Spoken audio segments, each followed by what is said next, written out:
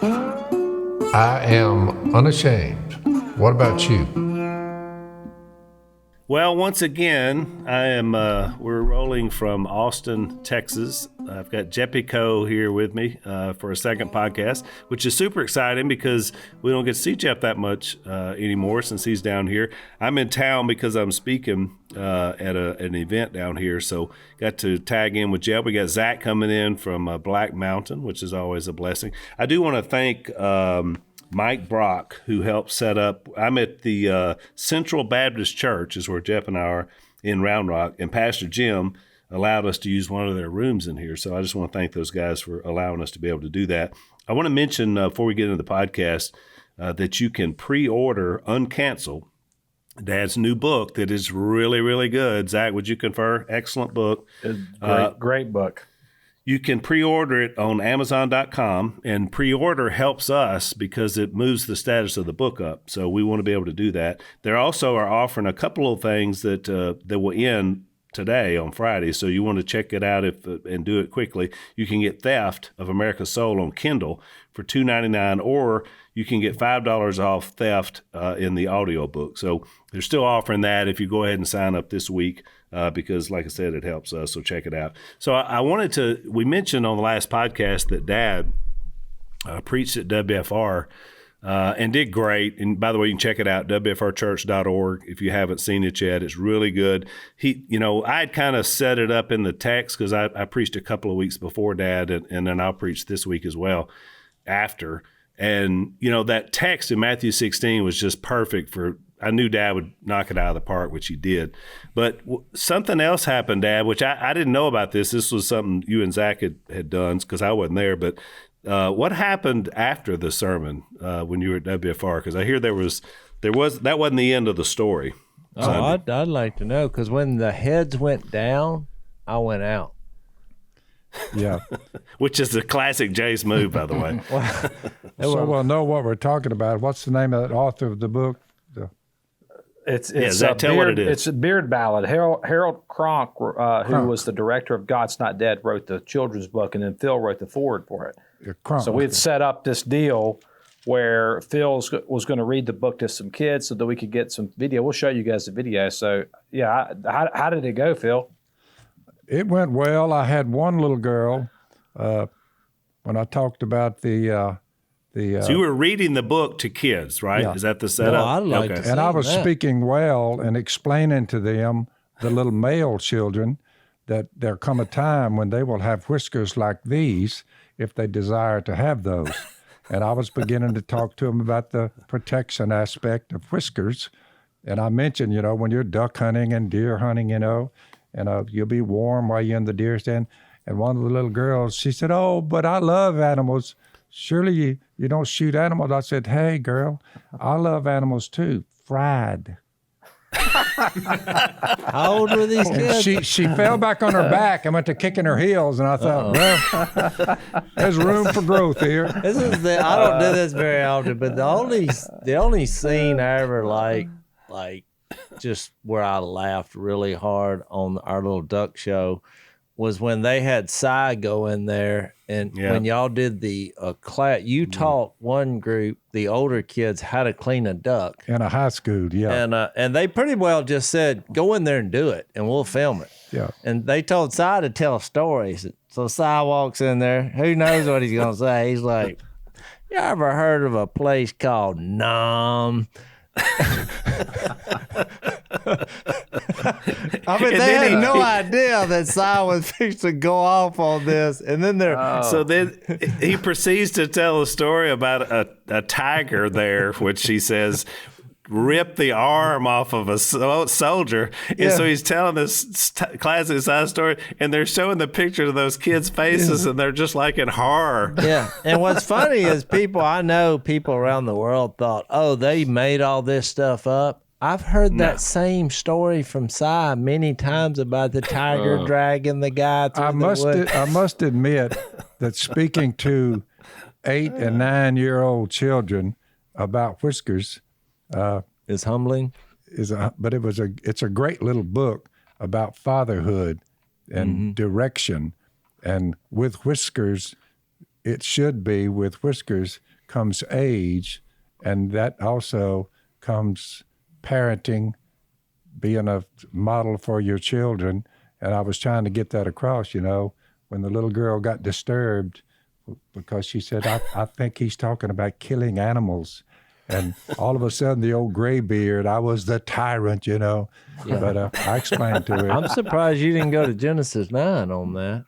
Yeah, well, birthplace of honey. She was young, and I just, she was kind of kicking around, beautiful little girl. So I thought it pretty funny myself, how young girls in this age. When's the last time I've ever talked to a group of little children? It's been a while. Yeah, but it's biblical. So it's biblical. Yeah, we usually shield you from those kind of environments. But it's interesting because I'm wondering how there's a little girl in West Monroe, Louisiana, attending WFR church that is her family's not killing animals, because everybody I know around there is heavy into deer hunting, squirrel hunting. I was surprised. But Zach asked me who wrote that book, Kronk, Harold Kronk. Kronk. But it's a wonderful little book about raising children. How do you and spell fathers. The guy's name? All I'm hearing is crock. Like a crock pot. Cronk. Kronk. Like Gronk, like Gronkowski. It's a beautiful little story about fatherhood, which we need more of. By the way, he's addressing an issue that needs to be addressed when it comes to fathers, males, patriarchs.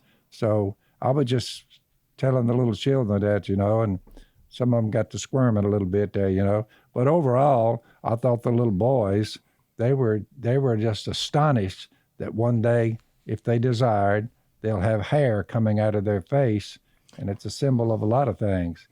Age is one, and wisdom is number two. So I was just trying to get that in their little heads, and but I thought it went well. Yeah, that's why we got. I mean, really, what spoke to me about the book is, we're at a place now where you guys know this. There is an all-out assault on fatherhood. Just masculinity in general. And so I love this book because it's just a kind of a whimsical way of kids, it's a story about a kid who's identifying with his father. He's watching his dad grow a beard. Then he's like, I want to grow a beard. So they grow one together. They're chopping wood. They're doing, wearing flannel shirts. It's a simple book, but I think we need more of it.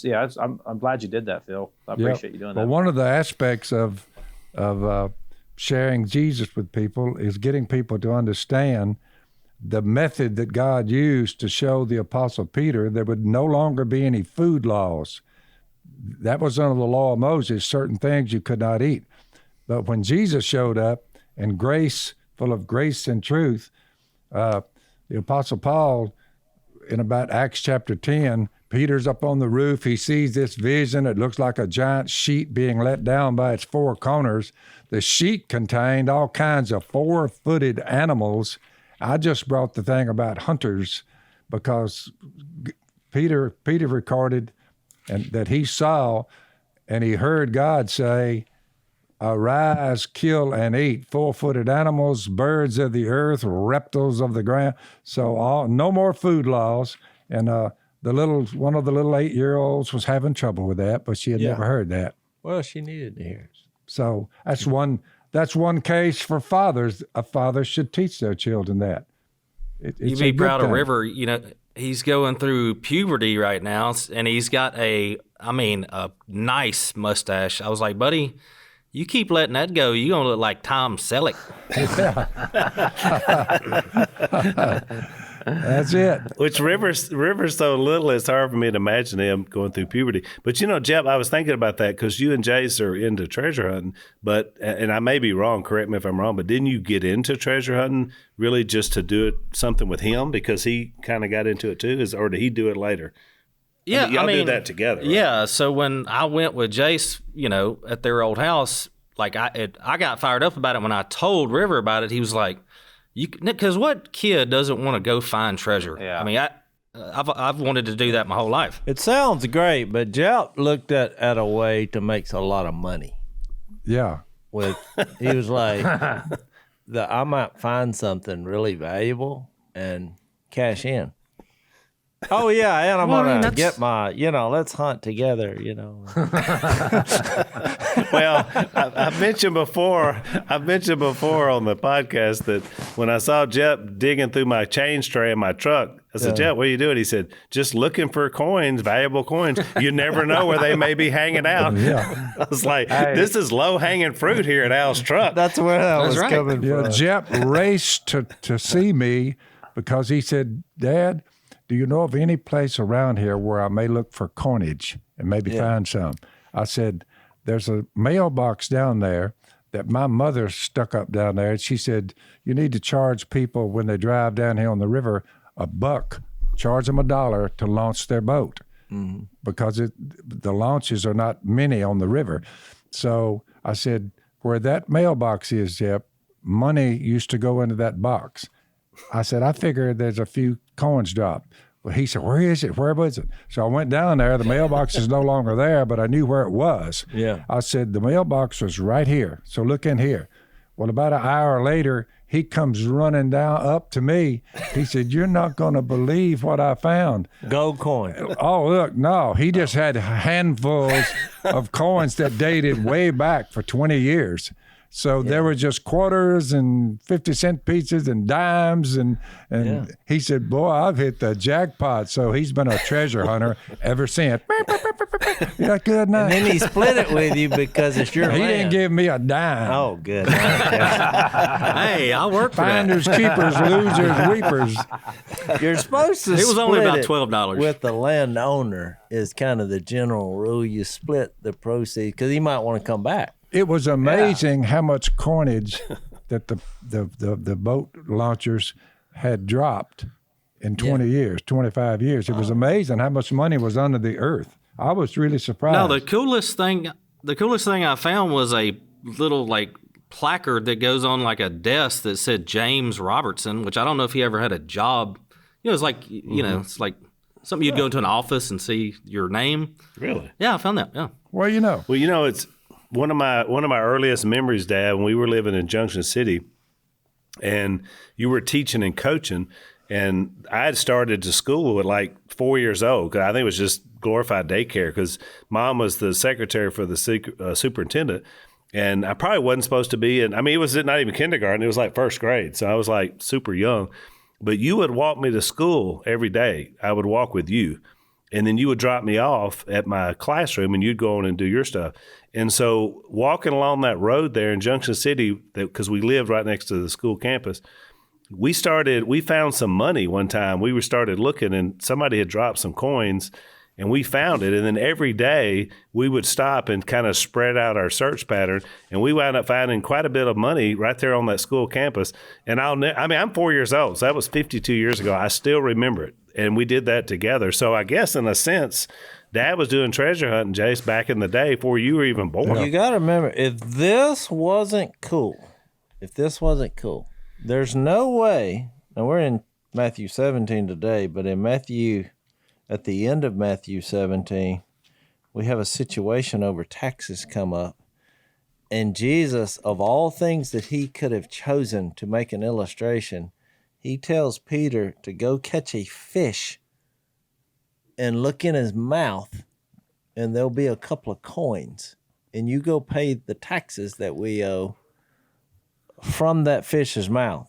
So I took that to mean finding lost coins are cool, number one. Or if it wasn't, he wouldn't have sent him to do that process. And number two, he knows where all the good stuff is. Yeah. Now, it could have been a miracle. He could have put the coins in there, or he could have known that fish swallowed the coins. I mean, I don't know what your take on that is. That's what gets me. There's so many levels of that miracle that are amazing. Let's take our first break. One of the things I didn't know until Good Ranchers became one of our sponsors is that about 80% of the meat that we eat in America comes from other countries. I did not realize that. And the problem with that is it's cost a lot of American jobs. Over 100,000 independent farms and ranchers have gone out of business since 2015. And Good Ranchers, their claim to fame is that they want to keep American farms busy and producing for American families. So we like these guys. It's kind of an America First agenda. So we want you to check these guys out and support them. You go to goodranchers.com/Phil, and you'll get 10 free bistro filet medallions, and I do love my filet medallions, with your order. Or even better, you can subscribe, and you will also save $25 off each box of their meats for life. So when you subscribe, you save this money, makes it cheaper. Your monthly subscription box will show up on schedule right at your door. So you get 10 free bistro medallions, that's $100 value, and free express shipping if you go to goodranchers.com/Phil or use the code Phil at checkout. So that's goodranchers.com/Phil or use the code Phil at checkout. I ran up on an interesting thing. I went duck hunting up in Nebraska. I sent Phil some videos of the 40,000 mallards that were sitting on this guy's place. But so he's taking us around, showing us his place up here in Nebraska. And there were two boulders that were stuck in the ground, and a spring was emerging from the boulders, and it went and created this little river that went down into the bigger river. So apparently, where this was at was a famous spring where the Mormon Trail came through.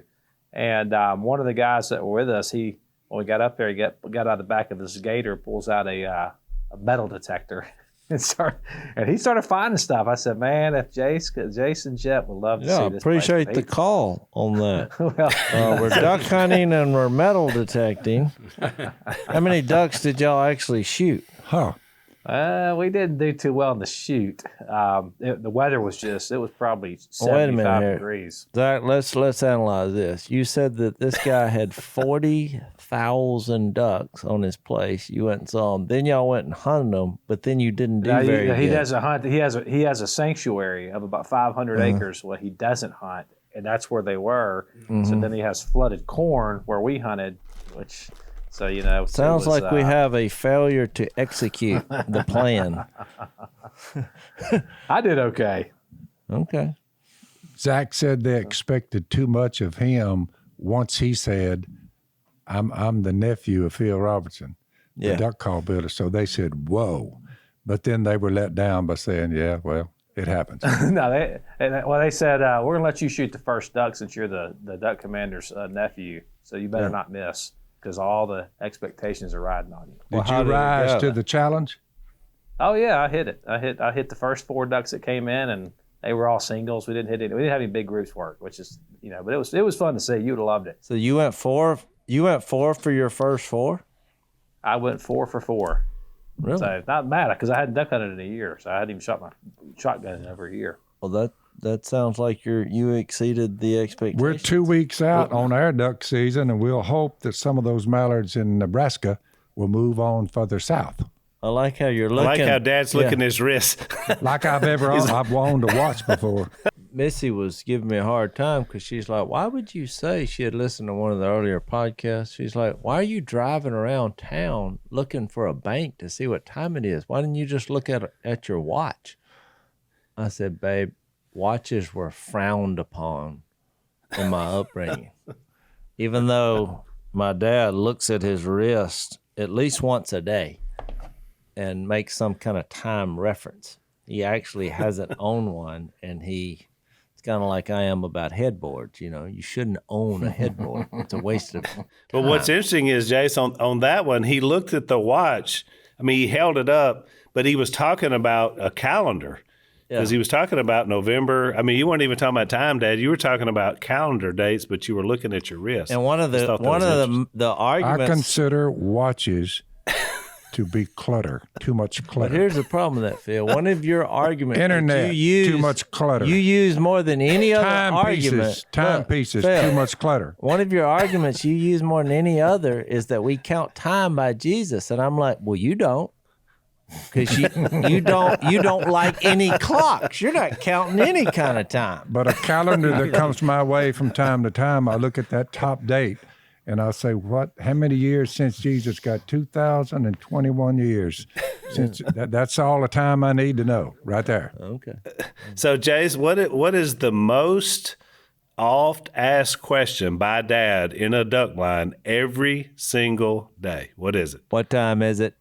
What time? Exactly, boys. Right now, exactly what time is it? It's 7:30. Okay, yep. Because mid-morning is usually when the mallards come in, mid-morning. No, So not mid-morning, 10 to 10:15. Everybody, hush up, hush up, hush up. Y'all are talking too loud. This is a prime time. I'm like, what time? It from 10 to 10:15, everyone must be silent, have their hands on their gun in the ready position, because this is called prime time. Well said. Everybody has a computer but me. Fine, I can live with it. Everybody has a watch but me. Yes, we do. I can live with it. But I'm not going to partake of either one of those endeavors. Yeah. So Jeff, I have to mention, Jase mentioned the story from Missy about the bank. So last week on the podcast, he remembers the number where you used to call in and get the time from the bank. You remember like back in the old days? I remember doing that. He remembered the number. And so, crazy. And he hasn't called it in 15 or 20 years, I guess, at least. Yeah. And so he goes and gets his phone and we call it and it's still a bank and you still get the time. Yeah. Do you know after all these years. Do you know this, that they called me back? I'm kidding. I just wanted to see what y'all say. They wanted me to take out a loan. We were laughing about that the other day because Jase, he can't even remember what day it is, but he remembered that number. No, I said, look, that really phone hasn't rung in years, decades, and they still, it just shows you about life, though, how people won't change to fit the modern times. They still have that. You know, I'm the first person called that in a decade. Ain't nobody using that number. Everybody knows what time it is now. They still. There's probably some little old guy living out in the middle of nowhere, some little old lady that still calls it. That's still living in the past. That's why they're out in the middle of nowhere. You don't care what time it is. I have found, unless you're dad. I have found that without a timepiece, as in watch or computer, without that, if you don't have that, I have found that life is less stressful, in my opinion. If you don't have a timepiece or a computer, life is less stressful. That's good analysis. There's no doubt. That's my logic. That's true. That is true. And that's why when people like Zach loves to camp and like his whole family, they take off and he unplugs. Like I can't get him for, a while because he goes places where the phone won't work. But that's about what it takes, isn't it, Zach, to just really kind of unplug from the world, just to be with your family or whatever. There you go. I think it's healthy. Yeah, it's not. We talked about this last week about Facebook's metaverse. I don't think it's healthy to be constantly plugged in. Everybody has access to you. I think that's probably honestly, Phil, why you're so effective. The rock band Chicago had it right. Does anyone really know what time it is? Yes, they did. Without time. Well, that's pretty good, Dad. That was good. You could be a singer. You could be a. Can we read this Matthew 17? Because I'm itching to get into this. Get after it. Let's do it, Jase. You lead us into it. All of a sudden, which this bothers me about the religious world, because I'm transparent. When they do things I don't like, I say it.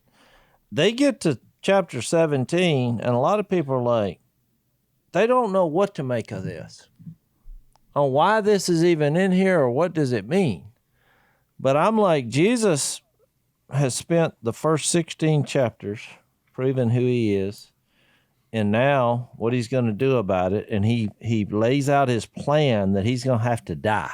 And he rebukes Peter because Peter didn't get that.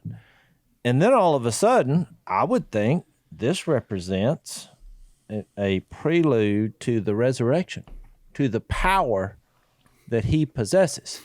And maybe this is the answer to the shadow of what happened with Moses and the giving of the law, because there's a lot of similarities on what happened at Mount Sinai with Moses and this.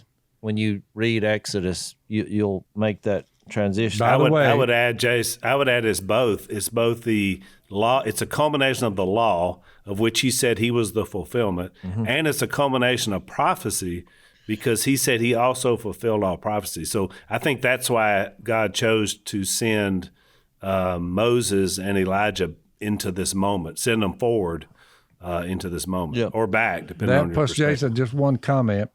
I think it worthy of note, and I mentioned it yesterday in the sermon I gave, is that the atheist will say to us, y'all believe in the miraculous, the supernatural, and we don't. But then they say nothing exploded, and there's the cosmos, which would be a miracle of gigantic proportions.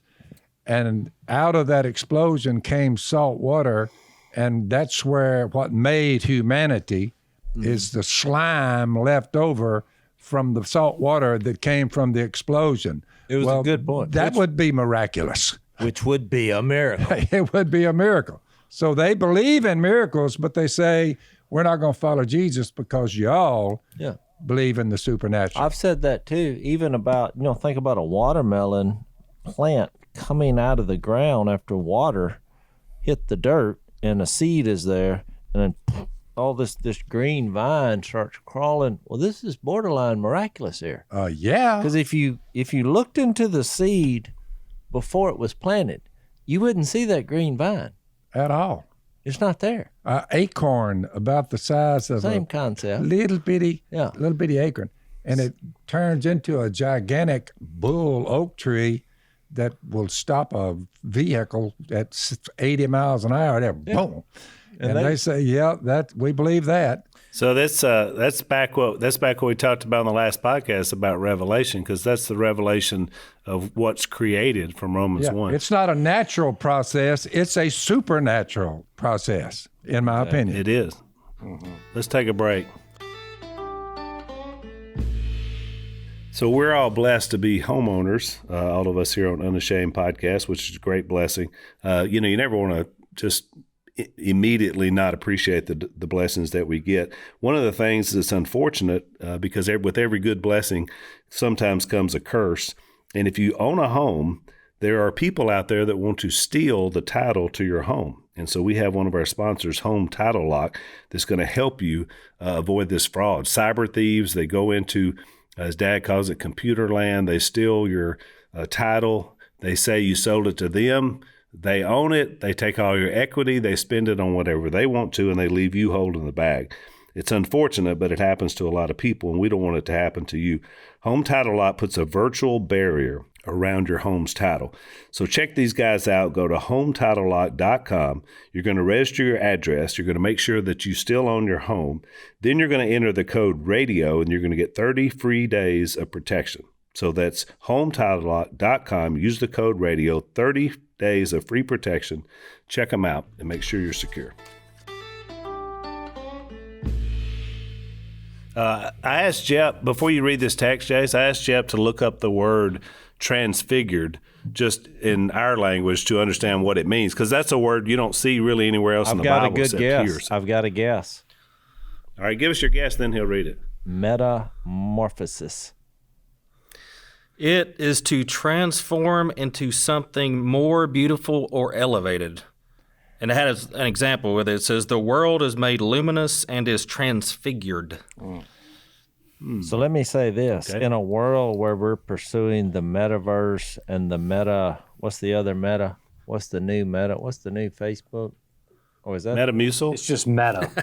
It's just meta? We got the metaverse is the world that you'll live in virtually, but the company's name is Meta. How about a reading written 2,000 years ago, roughly, of an individual claiming to be God who undergoes a metamorphosis instantaneously? I mean, now this is riveting. See, this is what they're pursuing. So that's why they say, look, we're going to be meta. Well, until I see something like this, because this gets my attention, having a social network where we're fixing to get into the meta does not interest me. Because unless you're an android named Zuckerberg, this would not interest you. There he was transfigured. He goes to a high mountain, and there he is transfigured before them. His face shone like the sun, and his clothes became as white as the light. I'm not real sure what that means, but Revelation, the book of Revelation, has these same references referring to the Son of Man / Son of God. Just then there appeared before them Moses, who, if you're new to the faith, well, he's dead. He died. It'd been that way a while. few books ago. Now there was a dispute between the evil about 2,000 years. Yeah, about where the body of Moses was, because I believe, Al, you'll probably know where this is. God buried him. It said God buried him. Yep. So, I'm not sure where that is. I think it's in Numbers. The end of Numbers or Deuteronomy. Yeah, but it was Mount Nebo, I think, was the mountain. So now, but you have to go back and read. Just then there appeared before them Moses and Elijah, and they're talking with Jesus. You remember what happened to Elijah? Now, he didn't die. He just pulled off the planet. He just levitated and left. So I just think in a flaming chariot. I think it's interesting. In all the commentaries I read about this, and I read a lot, nobody mentioned the significance that I read, that these two men had circumstances out of the norm concerning their death. One of them, there's an argument about where the body is buried, and the other, he didn't die.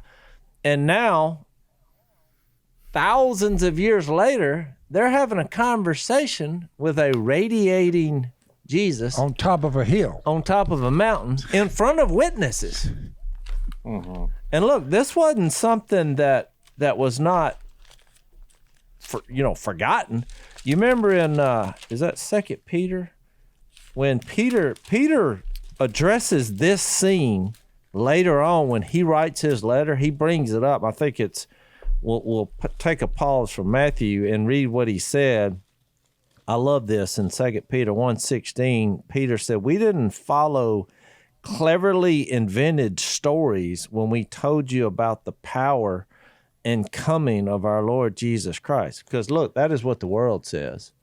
They said, well, this is just some story that y'all made up and people wrote down. He said, we didn't follow that, but we were eyewitnesses of his majesty, for he received honor and glory from God the Father when the voice came to him. We're fixed to read about that. From the majestic glory, saying, "This is my son whom I love, with him I am well pleased." We ourselves heard this voice that came from heaven when we were with him on the sacred mountain. So if you go back to Matthew 17, he then describes, Peter in verse 4 says to Jesus, "Lord, it is good for us to be here." I mean, I think he was struggling with what to say. He should have just kept his mouth shut. Hey, Jase, let me mention two things before you read the rest of that. Right. So it's Deuteronomy 34, for those that want to check it out, which is where it says Moses, he climbed Mount Nebo, and it says he died and God buried him, but no one knows where his grave is to this day.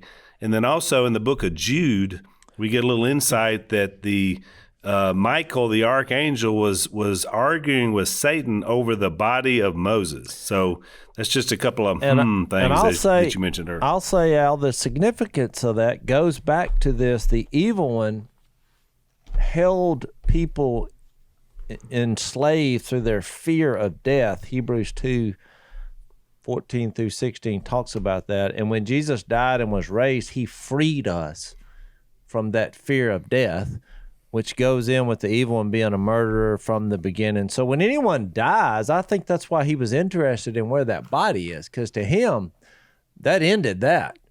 That's all of it. Well, he can't find the body. He's like, well, wait a minute here. I believe that it's, what's the word? I believe that it makes sense for him to be having this argument about that, since he's the one having the power over death? I think you're right. That was part of it, and I think that's also part of the power of this transfiguration. Is it shows the ability that Jesus has over the living and the dead. You know, to him, it's not that big a deal just to have them show up, even though they left the earth in mysterious circumstances too. Let's take another break, Jason. So then Peter, just bumbling, stumbling, fumbling, says, Lord, it's good for us to be here. If you wish, I'll put up 3 shelters, one for you, one for Moses, one for Elijah. And I think this had to do something with the tabernacle laws, and he didn't know what to do. And he's like, maybe we should get you some shelter here. And this is, you know what you say, you know what the Southern idiom for Peter is in this, Jase? Yeah. Bless him. Yeah. Bless him. Bless his heart. I think this is got to be the most embarrassing moment, probably right behind the Corinthians forgetting the gospel. Here's an embarrassing moment. When you're interrupted by God, you're talking while he was still speaking about shelters and it's good for us to be here with 2 dead guys. A bright cloud enveloped them, and a voice from the cloud said, "This is my son, whom I love. With him I am well pleased." Now I want to stop right there, and if allow me to a 1-minute sermon. You remember where this was said before? Yep. Jesus' baptism. Yeah, when we went from the water to the wilderness, Jesus was baptized and he was declared to be the Son of God. The Holy Spirit came on him, and Jesus said those 3 things. I've preached that many times, that God says the same thing. The difference here is the next line. And I think in your sermon Sunday, Phil, when you said, we spent all this time figuring out who Jesus is, and now we have another level of deeper understanding of who God is, and he adds this phrase, listen to him. Because it's one thing to recognize, okay, that Jesus could be the Son of God, and as you search, you're like, oh, listen to him. I mean, that was what was happening here. So think about what the resurrection accomplished, and trying to figure out, is there a God? Who is he? What does he want from me? Well, when you understand who Jesus is, you understand who God is. And when you listen to him, things are going to change in your life for the better. I mean, that's what I believe. You are correct. Faith comes from hearing. Hearing. Yeah. Listen to hear, to him. You got to listen. Romans 10. To him. Yeah, and in this moment, I love this. As you mentioned, where do we hear this before? We heard that first part, this is my son whom I'm well pleased, whatever Jesus was baptized. Listen to him. And then I love this next line because it's kind of scary, but he said, I think it makes sense when you think about the totality of what he's saying here. When the disciples heard this, you say, what did they do when they heard this? This is what they did. They fell face down to the ground and were terrified.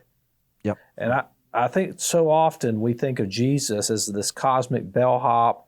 We think of him petting the lamb. We think of him with the kids around him. Yeah, and that's certainly part of what Jesus chose to be. But, I mean, in this moment, in this transfiguration, Jesus is taking on an appearance that is almost a foretaste of glory divine. It's a foretaste of what the resurrected Jesus is going to be. It's a terrifying thing to see him. When Paul saw him in Acts. Acts 9 on the road to Damascus? It says he fell to the ground. Paul did. Paul fell, and in Revelation chapter 1, it says, this is John on the Isle of Patmos, says, when I saw him, I fell at his feet like a dead man. And what I love about all 3 of these passages, Matthew 17, Acts 9, and Revelation 1, is that Jesus doesn't leave us in our terrified fear. And Revelation 1, he says, and he placed his right hand on me and said, don't be afraid. I'm the first, the last. I am the living one. I was dead, and behold, I am alive forevermore, and I hold the keys to Hades and death. And in the transfiguration, when it says they fell on their face and they were terrified, look what Jesus did. He came to them and he touched them. Jesus touched them and he said, "Get up, don't be afraid." And they lifted up their eyes and they saw no one but Jesus himself. I'm thinking, that's God. Well, how ironic is that they were that terrified, which I came up with a formula because a lot of people have trouble understanding this because they're like, well, how could they be so fearful in that moment? Because the number one phrase in the Bible is don't be afraid. But fear God is like number 5. Fear God, and in what Matthew recorded, is terrifying. So here's what I think. I think when they realize, just think about this.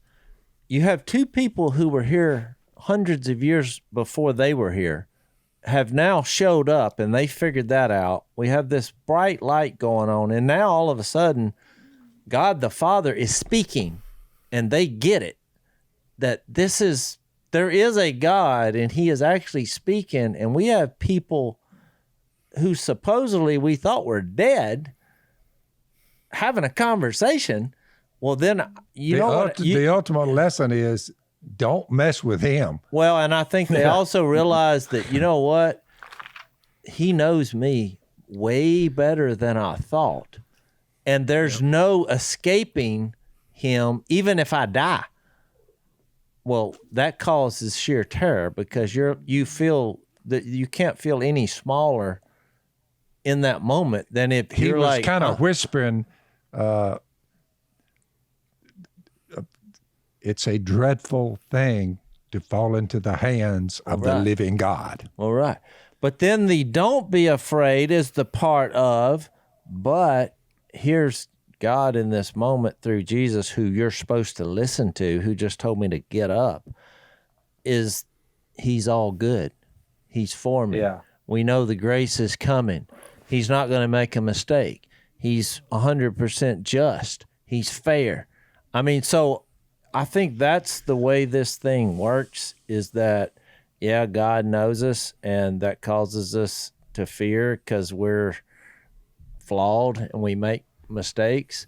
But what gives us comfort and confidence is that we know him, and he's all righteous, all holy, he's fair, he's going to do what's right. And I think that's a point he was trying to make. Which explains fully faith is being sure of what we hope for and certain of what we don't see. Well, they're there on that mountain, and they're certain of what they're looking at. You see what I'm saying? Exactly. And they're giving us the story, and they said, check this out. You may not see him, but this is what he looks like if he wants to. That transfiguration, you're like, okay, one thing comes out of that. Don't be messing with him at all. So let's take our last break. I think there's a practical measure too, Jase. You mentioned earlier when we started into this that a lot of scholars are like, not exactly understanding why this happened, when it happened. But to me, it's very clear. You mentioned before when the first time that God spoke, when Jesus was baptized, remember the disciple, he hadn't gotten the disciples yet. So, John the Baptist saw what happened, but these guys didn't.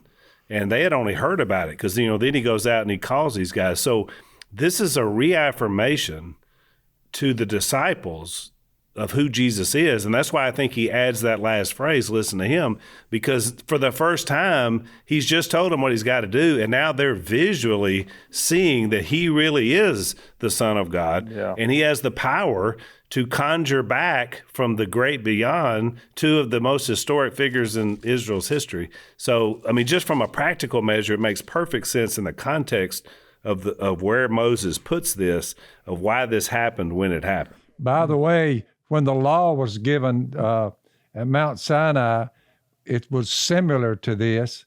When the people saw the thunder and lightning and heard the trumpet, you can imagine the God-blown trumpet.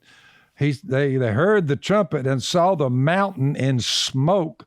They trembled with fear, and they stayed at a distance. And they said to Moses, Speak to us. You got to remember, listen to him. Speak to us yourself, and we will listen. But do not have God speak to us, or we will die. I mean, it was vengeance. The law of Moses had been given, and he said to the people, don't be afraid. God has come to test you so that the fear of God will keep you from sinning. Pretty interesting. Yeah. That's what I was going to say is like, I think every time in the Bible when God shows up in some kind of physical form, everybody's face goes to the ground. I think maybe you can sense how sinless and perfect he is, and your own kind of shows your brokenness. And it's like, that's why it says every knee will bow. I mean, you can't help but go down because you're like, whoa. That's right. Yeah, because we're undone. I love that. I think that's the point. I think that the point here is you got Moses and Elijah. Moses is representation of the law. Elijah's representation of the prophets. And they all kind of coming to this point where the whole thing is wrapped up in the person of Jesus. He said, well, what's the practical point of that? Is what Jep just said, that you're undone. I think you bring nothing to the table. And I think the fear you can get out of here. You can get out of here alive. Listen to him. Yeah, but in that moment though, Phil, I mean, you're looking at this glorious being, and you're like, whoa, any attempt that I thought, any shelter I thought I had, whatever it is, I'm done. And I think so many times when we think, well, Jesus comes back, we're just going to run to Jesus. And I think what's going to happen, honestly, when Jesus comes back, I think first thing we're all going to do, I think everybody is going to hit the deck and be like, uh-oh. Yep. I think there'll be a moment. No doubt. I agree with that. There's going to be a moment where we're all like, whoa, oh my goodness. He's way better than I thought, and I'm way worse than I thought. But I think if you're in Christ, and the beauty of this whole thing is he's going to touch you. He's going to put his hand on your shoulder, and just what he did every time. He said, don't be afraid. I got this. And look, Zach, that's the difference in the two covenants, because Dad painted the picture. They couldn't touch the mountain or they would die. That's right. So not only did they not get touched, they couldn't even touch the mountain where the presence of God was. That's correct. And yet what you're describing in those texts you read was that Jesus is touching us. That's the difference in the first covenant of law and the second covenant of fulfillment of law in Jesus. That's Paul's point in 2 Corinthians 3, which references what Phil was talking about when Moses went and met with God. And, Moses would come down and he was radiating the glory of God because God's so glorious. But then it says, but I love this verse 11 says, for if that which fades away with glory was much more than what which remains in his glory, therefore having such a hope, we use great boldness in our speech, and we are not like Moses, who used to put a veil over his face so that the sons of Israel would not look intently at the end of what was fading away, but their minds were hardened until this very day at the reading of the Old Covenant. To your point, Al, the same veil remains unlifted because it is removed in Christ. But to this day, whenever Moses is read, a veil lies over their hearts. But whenever a person turns to the Lord, I love this, the veil is taken away. Now the Lord is the Spirit, and where the Spirit of the Lord is, there is liberty. Yep. But we all, with unveiled faces, beholding in a mirror the glory of the Lord, are being transformed into the same image from glory to glory, just as from the Lord, the Spirit. I love that. Great. That's powerful.